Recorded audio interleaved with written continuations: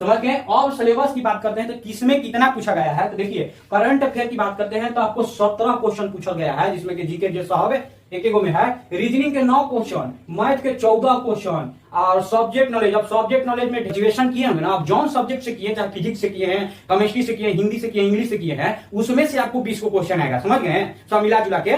तो subject knowledge का मतलब ये हुआ। अब कंप्यूटर से भी आपको 10 क्वेश्चन देखिए यहाँ पे पूरा दे दिए हैं। ये 17 क्वेश्चन करेंट अफेयर, रीजनिंग का 9 क्वेश्चन है, मैथ का 14, 20 क्वेश्चन आपको सब्जेक्ट नॉलेज का है, करेंट अफेयर का 10 क्वेश्चन है। अब हम लोग बात करते हैं करेंट अफेयर में कौन कौन सा चैप्टर आएगा, तो आइए यहाँ बताते हैं। वार्ड क्या बोल दिए सर, वार्ड पंचायत वार्ड नहीं कर रहे हैं, वार्ड ट्रॉफी की बात कर रहे हैं, उससे आपको 3 क्वेश्चन आएगा, 3 क्वेश्चन समझे ना, वो अंतरराष्ट्रीय या राष्ट्रीय मिला के 3 क्वेश्चन आएगा। आपके सरकार का महत्वपूर्ण योजना से भी 3 क्वेश्चन 3 ही नंबर का रहेगा। समझ गए। इतिहास आधुनिक गांधी जी के हाउ नहीं आबर बाबर नहीं, ये गांधी युग पढ़ना है, और गांधी युग में से इसमें भी 3 क्वेश्चन आएगा गांधी जी ना।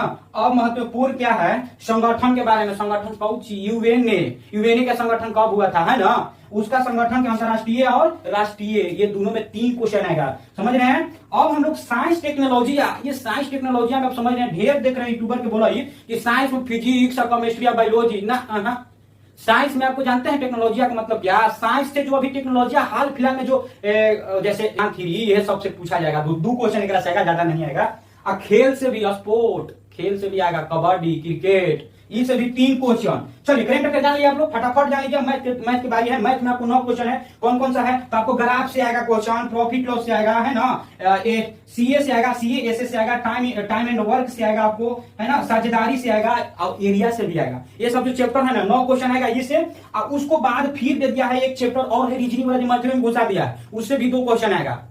समझ गए। अब बात करते हैं रीजनिंग का। रीजनिंग की बात करते हैं, रीजनिंग में 9 क्वेश्चन पूछ ले हैं, तो 9 क्वेश्चन बता दिया आपको कि रीजनिंग में 10 को जो है महत्वपूर्ण चैप्टर है, वो पूरा 10 पढ़ने पड़ेगा, एक क्वेश्चन सबसे पूछेगा 10 चैप्टर से। समझ गए ना।